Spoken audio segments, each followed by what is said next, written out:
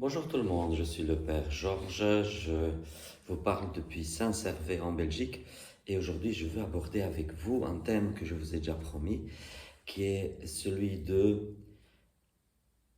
la liturgie officielle versus le développement organique. Eh bien, je vais commencer par une longue introduction.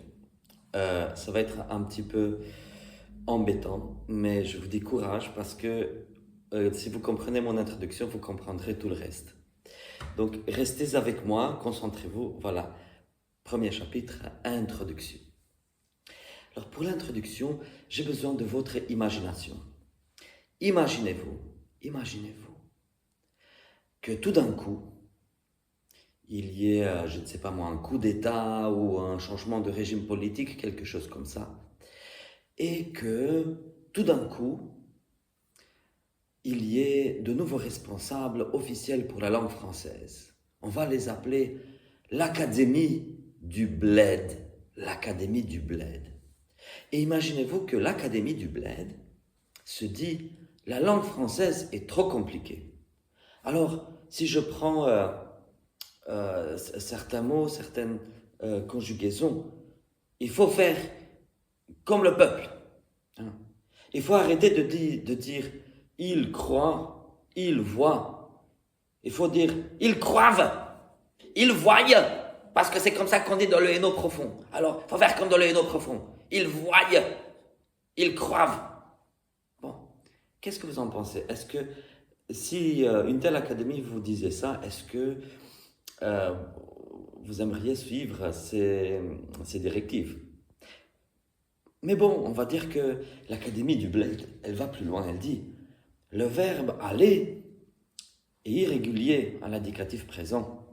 Il faut le simplifier. La langue est trop compliquée. Les étrangers n'apprennent plus notre langue parce qu'elle est trop compliquée. Les enfants, pourquoi vous cassez la tête des enfants avec des verbes irréguliers? Il faut tout faire, que ce soit le verbe aller comme le verbe chanter. Il ne faut pas faire de différence. Alors, on va changer tout ça au lieu de dire je vais, tu vas, il va, nous allons. Non, non, non. On va dire j'alle, tu alles, il alle, nous allons, vous allez, il alle.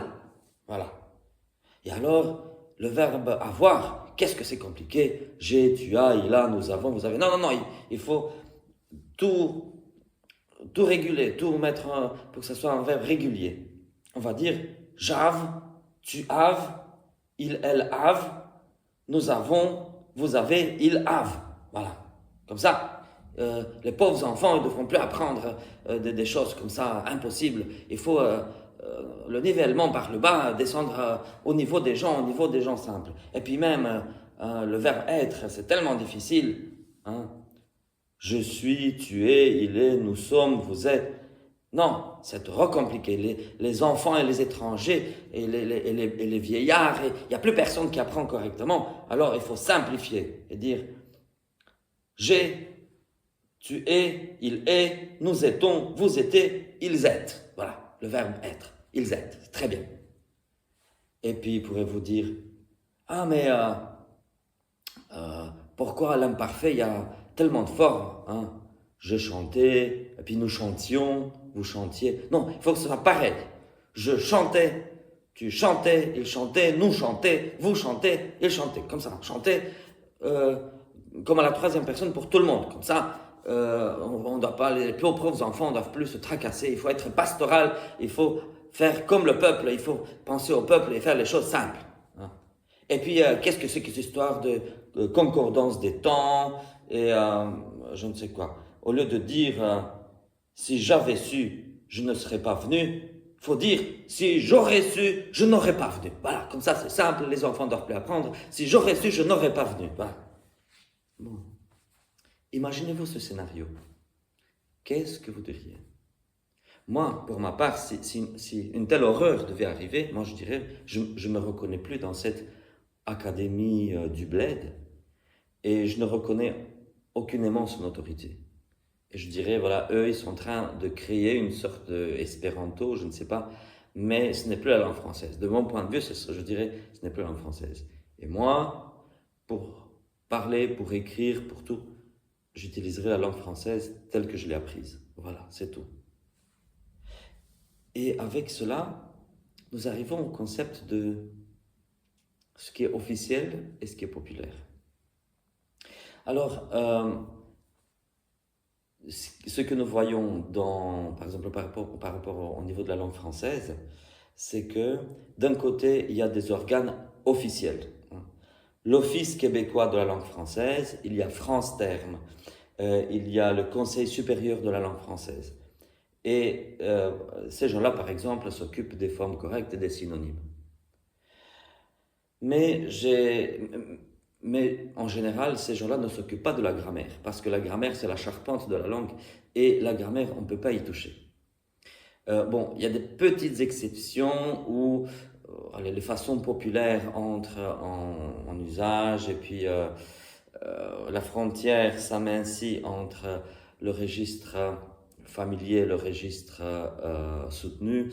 Il y a des petits, mais ça, c'est vraiment des tout petits détails. Mais l'Office québécois de la langue française ou le Conseil supérieur de la langue française ou France Terme ne vont jamais dire les horreurs que je viens de dire. Hein. Ils croient, ils voient. Enfin, en tout cas, j'espère qu'ils n'oseront jamais sortir de telles inepties. Mais si cela devait arriver un jour, comme je vous dis, langue française, je ne la reconnais pas de cette façon-là. Donc je ne m'y retrouve pas si jamais ça arrivait. Je ne m'y retrouverai pas. Voilà.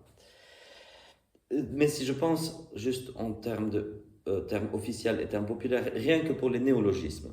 Alors, à un moment donné, j'avais l'impression que la plupart des néologismes que nous utilisons nous viennent justement de ces organes officiels, des autorités officielles. Et en recensant quelques mots usuels, je me suis rendu compte qu'en fait, ce n'est pas tout à fait vrai.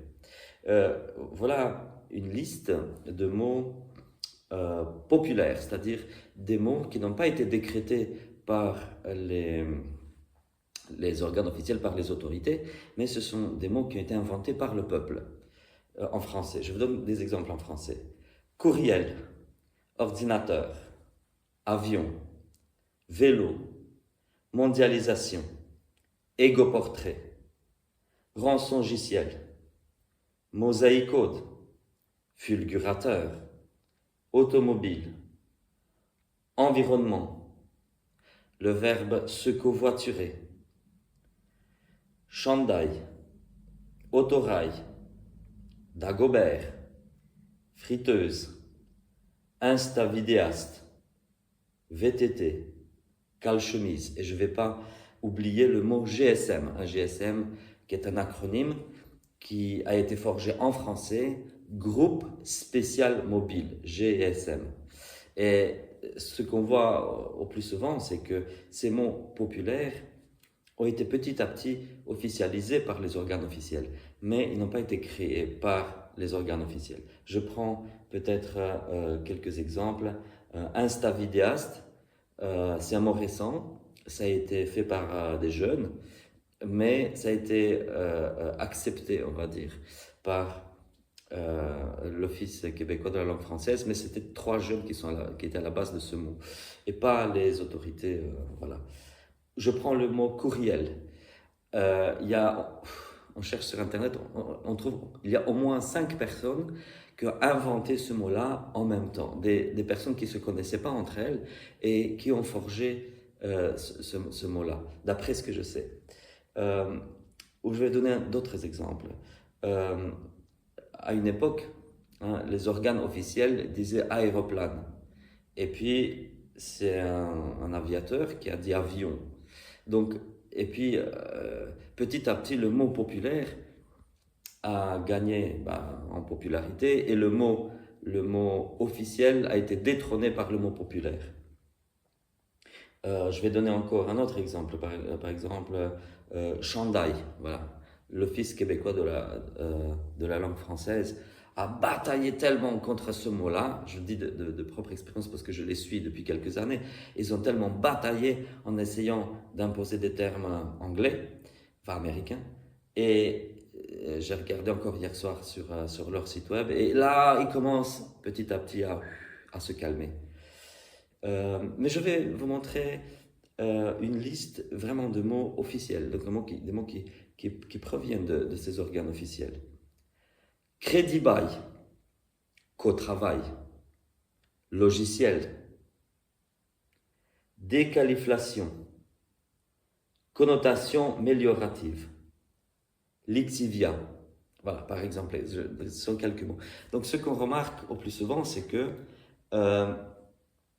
les organes officiels émettent des locutions et des mots de toutes sortes de vocabulaire spécialisés. Mais quand il s'agit des mots du vocabulaire de base, des mots de tous les jours, souvent ils se plantent, mais ils se plantent. Parce que là où le peuple va trouver un mot de 4 syllabes, France Terme va vous trouver une locution de 15 syllabes. Je dis authentiquement, je ne me souviens plus exactement de quoi il s'agit, mais il y a plusieurs cas où, pour un mot populaire de 4 syllabes, eux, ils ont un truc de 15 syllabes. Et je me dis, mon Dieu, mais ils vivent sur quelle planète? Ils ne vivent pas dans la ville de jour. Qui va dire un truc pareil de 15 syllabes? On se fatigue de dire un truc aussi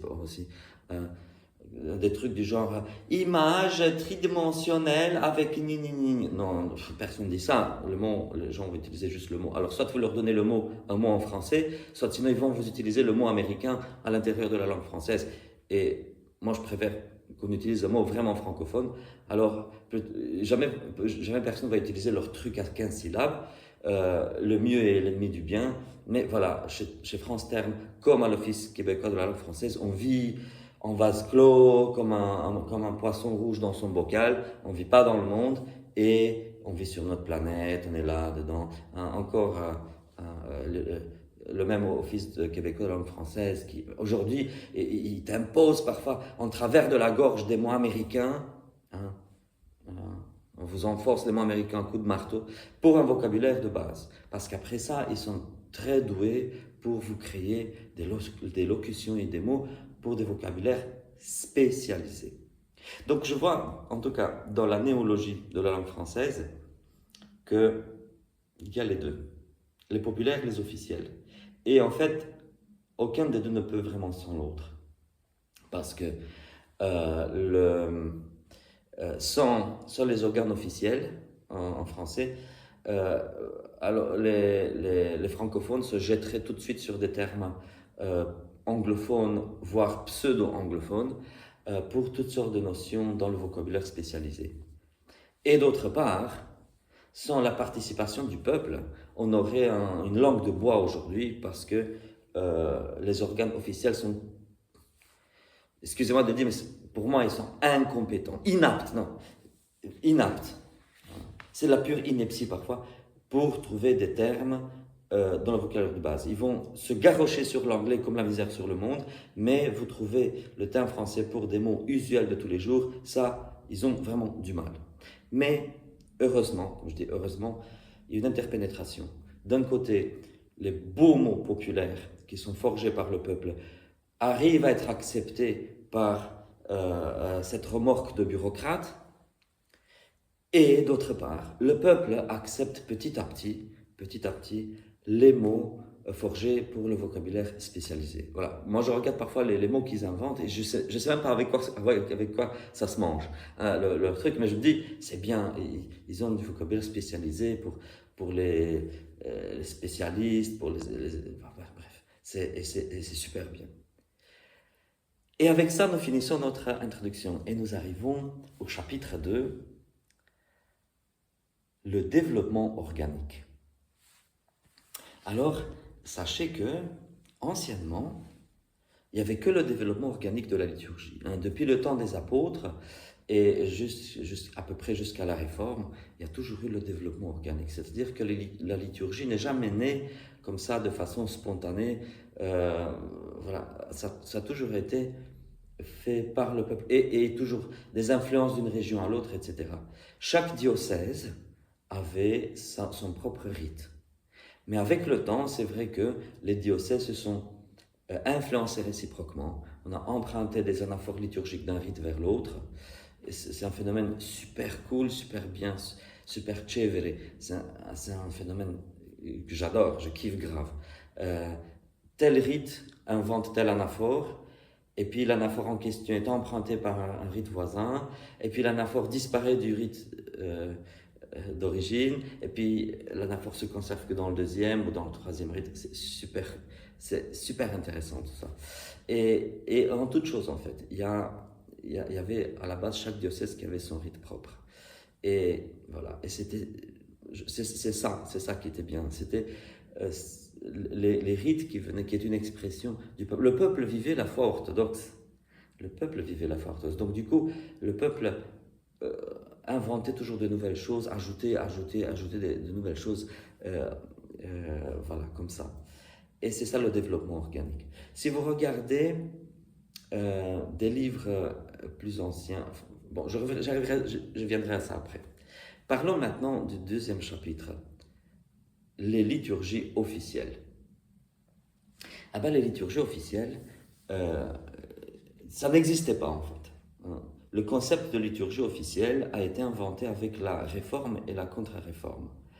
C'est-à-dire que le développement organique a eu aussi des problèmes. Tout n'a pas été à 100% correct.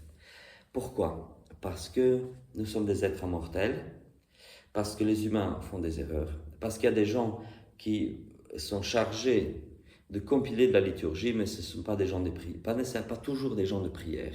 Hein, moi j'aime bien, je kiffe quand je vois comment faisaient les moines, ils voyageaient. Hein, deux moines qui devaient arriver d'un point A à un point B. À une époque, il n'y avait pas d'avion, il n'y avait pas de train. Ils devaient voyager pendant des mois parfois. Ils se faisaient loger chaque fois dans des monastères. Et donc, chaque fois qu'ils allaient dans un nouveau monastère, ils participaient à l'office. Oh, regarde-moi cette antienne. Ah, elle est vraiment géniale, je vais l'écrire, je vais la copier, la prendre, et au retour, je vais l'enseigner à mes confrères. Et ainsi de suite. Telle prière. Et ça voyageait. Mais le problème, c'est que petit à petit, il y a eu aussi des gens qui n'avaient pas trop l'esprit de prière ou qui avaient des fantaisies, qui avaient leurs agendas personnels. Et dans ce cas-là, petit à petit, des gens qui arrêtaient de lire les Écritures, etc. Et dans ce cas-là, il y a eu effectivement des erreurs qui sont entrées dans les textes, dans les livres liturgiques, petit à petit. D'abord juste dans les usages et puis dans les livres, etc. Et donc, la réforme a réagi contre tout cela. Alors bon, la réforme, il y a plusieurs réformes, la réforme luthérienne, la réforme calviniste, la réforme anglicane, plusieurs types de réformes. Et là, on a été confronté à un autre phénomène qui a été un mouvement de balancier. Jeter le bébé avec l'eau du bain. Donc très souvent, les réformateurs avaient eux aussi des idées super arrêtées sur beaucoup de choses. Et ils n'ont pas toujours bien fait ce travail-là. Et la contre-réforme, elle a fait la même chose. Elle a dit, bon, maintenant, on va pasteuriser les livres liturgiques, en tout cas à Rome, on va prendre les usages les plus simples de la curie romaine, on va les envoyer aux quatre coins du monde, etc. Sauf là où il y a un rite propre de plus de 200 ans.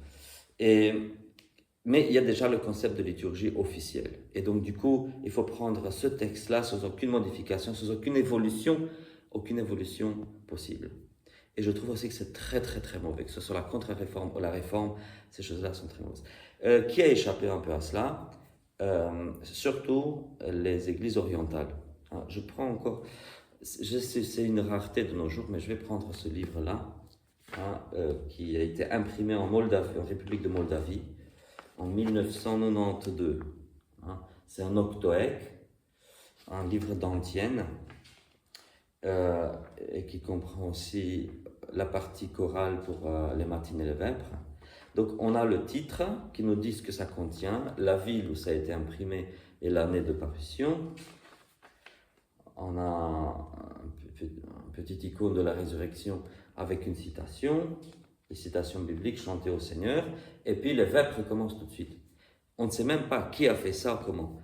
Il faut tourner la dernière page pour voir ici, ça dit « Imprimé avec la bénédiction de Monseigneur Vladimir, archevêque de Chisinau et de Moldavie, sur les insistances du doyen Volpe. » Donc en fait, en me renseignant, j'ai appris que c'était surtout le doyen qui avait besoin de ce livre et qui l'a compilé, et puis il est allé voir l'évêque. Allez, monseigneur, on voit quand même que vous avez donné la bénédiction.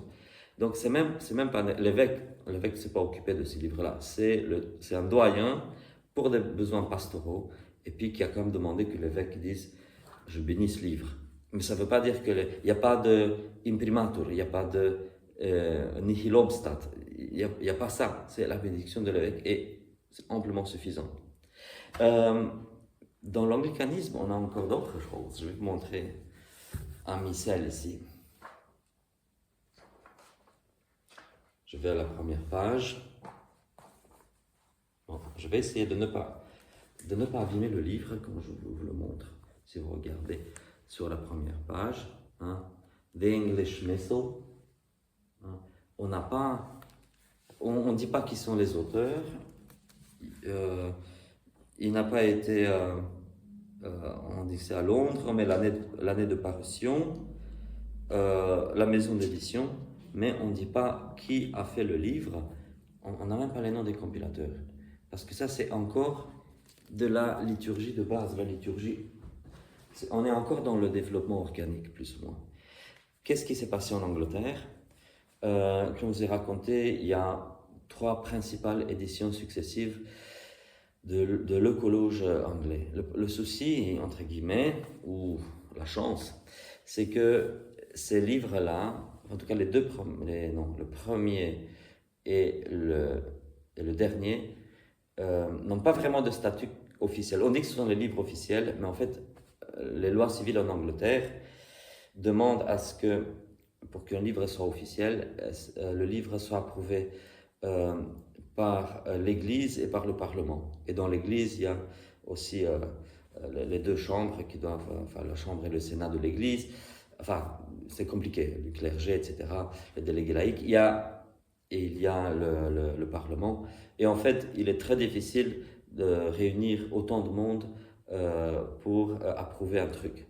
Et de nos jours, c'est encore plus compliqué parce que le Parlement civil, il est composé majoritairement de gens qui se disent athées ou musulmans. Donc, qu'est-ce que ces gens-là ont encore à faire pour approuver un livre d'église? Donc, en réalité, si je devais prendre stricto sensu, le livre le plus officiel dans l'église d'Angleterre serait l'œcologe de 1552. C'est le dernier en date qui a vraiment eu, si j'ai bon souvenir, toutes les approbations nécessaires. Mais celui de 1662 qu'on considère être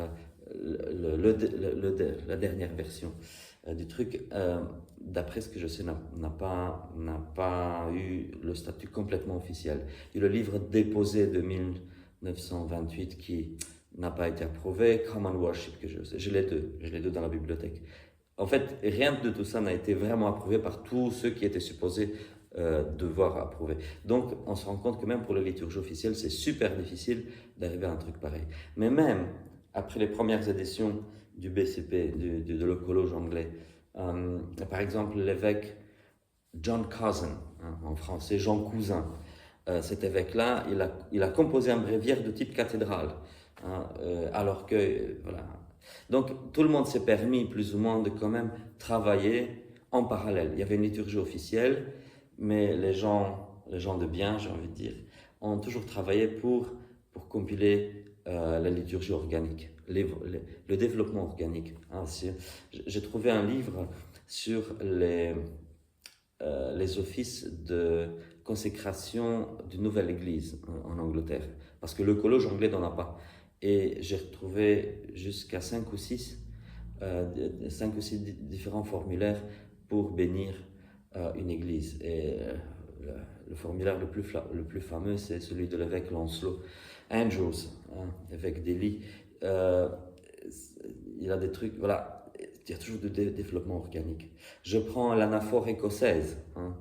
On ne sait pas vraiment qui est derrière. On suppose que c'est tel et tel prêtre qui sont derrière, mais une anaphore qui est complètement, tout à fait traditionnelle dans qui rencontre tous les critères d'une anaphore traditionnelle, sauf qu'on ne sait pas d'où ça vient, etc.